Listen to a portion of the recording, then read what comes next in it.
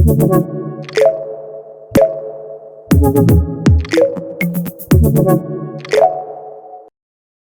order to understand how wellness can be integrated into academics, we have had a rather interesting and intense interview with two experts. One expert from the academia side, one expert from the psychology, social, and wellness side. What started out as a plan to create a really short podcast of about 18-20 minutes turned out to be such an intense and detailed discussion that we have had to break it down into three parts. Part one introduces us to the concept of wellness, what wellness means, how it integrates into student life, how it integrates into the turbulent future that students of today have to navigate sooner or later.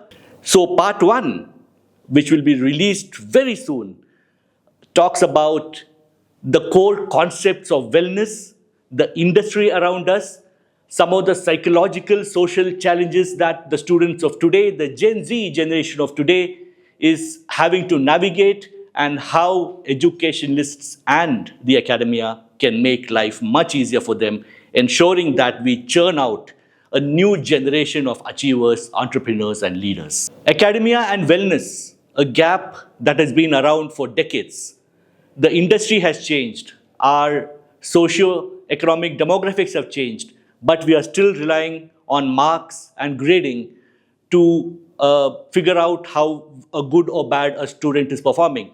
Finally, after decades, this gap is being bridged, and wellness is now being integrated into academia, and this signals a sea change in the way we are molding and creating the leaders and entrepreneurs of tomorrow.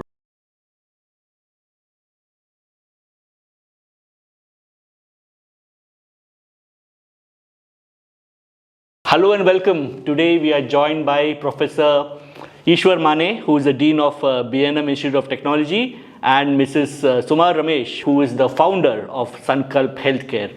Very interesting topic we are going to be discussing today. For decades, educational institutions have been focusing solely on academics. But times are changing. Students are multitasking today. The industry is ruthless, and wellness has become a very important prerequisite in professional education. This is something that BNMIT has realized. And Professor Eishwar, things have changed. It's no longer only about academics. True. Please enlighten us. What has changed, and why is wellness, a huge part of college education today? Students are at a vulnerable age. Times are changing. Social media has taken over. There's a lot of strain on students. Is this something that you have realized, and Yes, where does the entire wellness element of it fit into your scheme of things? Thank you, Vishnu. It's a very relevant question in today's times. We have seen this generation of students have a lot of issues internally. Right? When we were students, we had issues externally. Right? The school was far off. We didn't have proper commute facilities. We didn't have facilities for that matter. Right? We solely studied from the textbooks. There was nothing called internet. Right? Everything we had to reach out to get access to. But fast forward to today's times, everything is within access. Right? You just have to think about it, and within no time it's in front of you. Be it knowledge, be it things that you use every single day, anything for that matter, right? It's instantly accessible. But knowledge is not instantly accessible, right? Wisdom is not instantly accessible. So there is an element of experience which counts. And sadly, in today's times, experience has taken a beating, I feel, because due to various reasons. Students are, there's the pandemic of COVID was just a few years, but what about the pandemic of social media? Interesting. Right? It is still going on, and which is evident, and it has ruined so many lives. You can see the reports, right? People have killed for lack of usage of access to social media, right? So that is the deep-rooted cause, right? So let's start from there. So students these days are so much involved in social media that other things have gone or taken a beating. Exactly.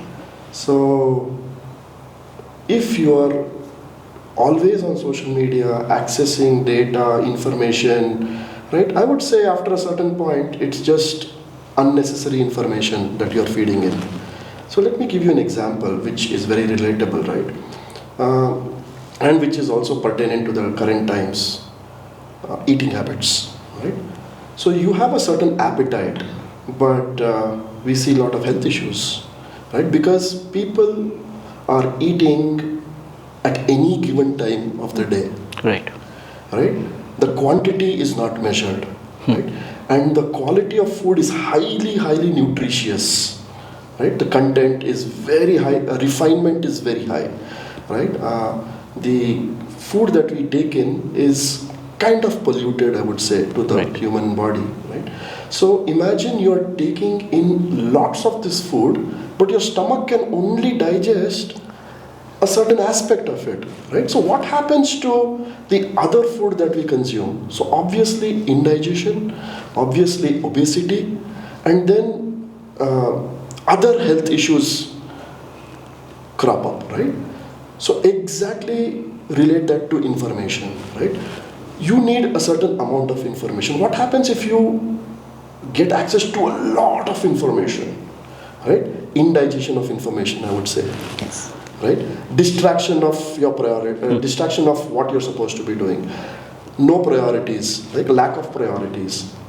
So these are the issues which are plaguing the society overall throughout the world, right? So when this is the case, right? So how do we navigate during these times? So I was inspired by this magazine called Mindfulness when I was traveling abroad. And that really struck me, saying that are we really mindful in whatever we do? Are we applying our mind, or are we just blindly following the cult of today's times, right? So when I thought about it, then I realized that we're all having this kind of a herd mentality, saying that we don't want to miss out anything in life, but at the same time we are missing our life altogether. That's a very interesting line. Right? Also, looking at the other side, it's not just social media and artificial intelligence that is challenging human intelligence today. Even the industry that the students are ultimately going to enter has become more challenging. Of course, of course. See, Gen Zs, I would say, are a different set of breed, right? We have never encountered this kind of students or this kind of a generation ever in our lifetime. So we are also in the process of understanding them, right? Knowing what actually they want, so that if we understand what they want, it's very easy for us to provide, right? So that process is still on. Now that the Gen Zs are in their adulthood and they are independent thinkers, so they begin to exhibit their true character and the true self. So that is when we begin to understand what exactly is this Gen Z built up of, right? This is a very exciting point for the simple reason that the 3 or 4 years of professional education is where a generation truly exhibits what that generation is all about. So the true definition of a Gen Z can be realized in college. And by the time they go into the industry, Yes. it's that transition you want to handhold and make sure that it is smooth and seamless for them. Vishnu, what I would say is being mindful, being self-aware, understanding who you are is more important than understanding others, Exactly. right? Everybody is built differently, so what works for you need not work for me. So, but we all love that herd mentality, saying that, hey, it worked on you, so it should work on me. right? But that's not true in most of the cases, because we're not dealing here with physical aspects, we're dealing with more complex mental aspects here, right? So the mental well-being is critical, I would say, than just the physical well-being, because that is what is affecting the current generation of students and adults as well. So that is exactly when I reached out to Madam Suma, and she runs this wonderful Sankalp Academy, where my wife had a first-hand experience, and she highly recommended Madam. So that is how I got in touch with Madam, and we're very happy to onboard her and partner or collaborate with her to execute this wellness program for our students here at BNMIT.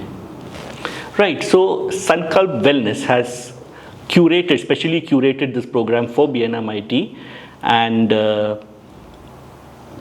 Mrs. Suma. Yes, Vishnu sir. So I understand that there are, like Professor Eishwar said, there are multiple layers to wellness. How would you define wellness? I understand that Sankalp has created, or rather has formulated, a structure where wellness is distributed into 7 important aspects. Could you take us through that? Yeah, when Eishwar sir approached me for this program, I was just contemplating how education and wellness to combine. But when I heard about his view and why he wanted the wellness for the students, that was where the Sankalp Wellness channel opened up. Wonderful. And that's where we tried to sit and understand what are the issues with the Gen Z generation. Since even I'm a mother of the same generation, I also know what are the challenges they face. And that's how we had a very deep conversation and understood what are the things which we need to handle. Right. And that's how we formulated the 7 pillars. And then we have started executing that. Right. What are these 7 pillars? So 7 pillars are: first is the physical wellness, the second one is the mental wellness, third one is the emotional wellness, fourth one is the spiritual wellness, and then social wellness, occupational wellness, and then financial wellness. So we have created all the 7 aspects which is required for any human being to lead a fulfilling life.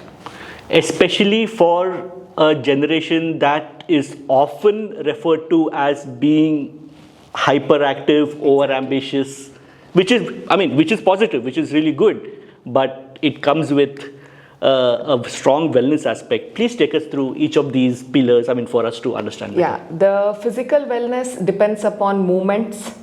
And then there is something called as non-doing also. As you said, they are very hyper all the time. So in the physical wellness aspect, the first thing we have added is movements. Any sort of movement which they need to do on a regular basis, we have created an app in which they upload after their 30 minutes of practice, so that we have a tracking. Then there is something called as 10 minutes of non-doing every single day. Because they are from morning till evening, they are continuously doing something or the other. It is physical, mental, or the social thing. So 10 minutes we have curated, and that also will be uploaded. What is the time when they sat without doing anything? So it is basically the non-doing is introduced to make them understand where their time was going waste. Right. So the third aspect is something like hydration, which is very, very important. Because people forget to drink water, and 75% of the body is made out of water. So we have in the app we have curated a thing where at least they start drinking from 1 liter, go up to 3 liters. Right. And then the next one is the nutritional aspect. As sir said, there every day morning you wake up, there is a new diet on the internet, and then people are following those and they are falling sick. Basically, and there is no shortcut to health is something which we want to explain to this Gen Z kids. For them everything needs to be instant. Right. And so in this nutrition thing, we are not going to teach them diet, we are going to give them what food is. What food they eat is what they are. So we explain to them what real food is, what are the foods which are being faked to them as nutrition, and then not to go on the current trending diets, and to use their common sense and to keep their health in check in a right manner. So nutrition is something which... In this aspect, Mrs. Suma, sorry to interrupt you. Like you said, sometimes when we overcomplicate something as basic as diet, we lose track of the basic stuff that your body needs. Exactly. I think if you're able to remind a whole generation that sometimes sticking to the basics is all it needs. Yeah, that's what we are trying to do in this program in the nutritional aspect. And then there is something called as a blood test we are going to conduct to the 189 students and find out the deficiencies. Right. Many people feel the focus or the strength in their body is the lack of food or the lack of energy, but actually it is the deficiency which is there in the blood picture. So Right. we are arranging a blood blood analysis to understand what are the root causes for their deficiencies. Usually even though we are in the tropical region, most of us are deficient for basics like vitamin D and B12. So Right. which makes like 300 functions of the body very smooth. So that is also one of the aspect of this physical wellness. Very interesting point you made, because even a decade back, even 10 years back, we hadn't heard of blood markers like creatine or stress hormones and all of that, but cortisol. Homocysteine. Right? These are medical terms that are alien to normal people. Yes. But today's generation needs to pay close attention to these things, because ultimately if we are able to nip it in the bud, we are creating a generation of achievers. Exactly. Please go ahead. Yeah, so this is the physical component which we are focusing on. The second one is called the mental wellness, in which we are focusing on stress, we are focusing on mindfulness, and then also we are focusing on thoughts. So these are the three components in the mental wellness. Right.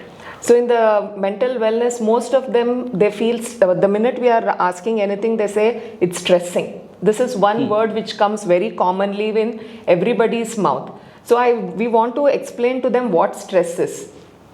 Right. So we want to explain to them what is physical stress, what is mental stress, what is emotional stress, and then we want to give them the techniques to overcome them. So like helping them to start meditating, then helping them with pranayamas. So Right. these are all something which we are introducing, and they will be doing it on a regular basis of 5 minutes or 10 minutes, and they'll be updating it on the app. So we are Right. tracking it. Also in the mental wellness, the other thing is mindfulness.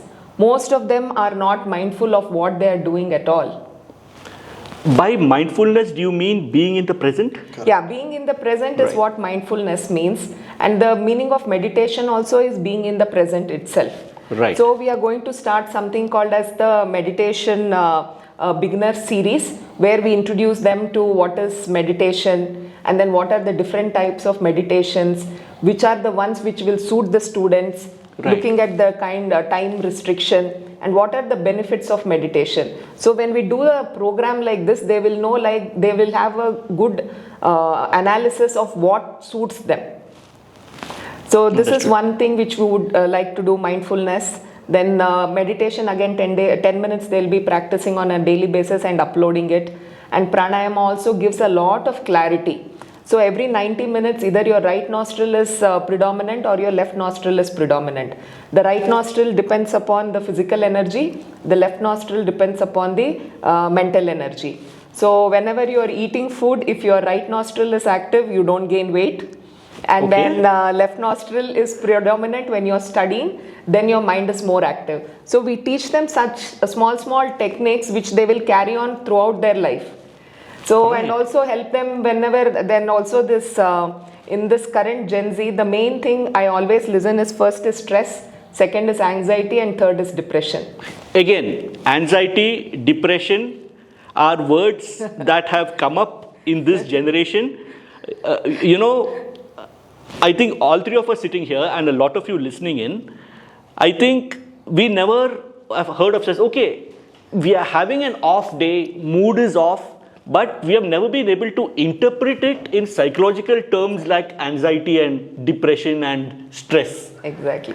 So morning when they come to the college, they are stressed and they are anxious how the day will go. As the day ends, they are into depression. So there are so many people who come for counseling nowadays, especially in the age range between 15 to 25, and they are basically on medication.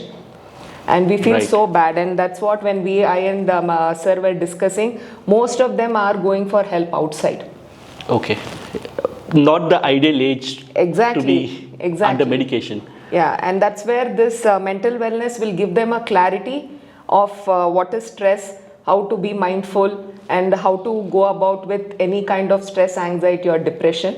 There'll be counseling sessions for certain students who require specially on that Right. node. So that hand holding should Yes. go a long way. And many people are not aware that they're anxious, they're depressed.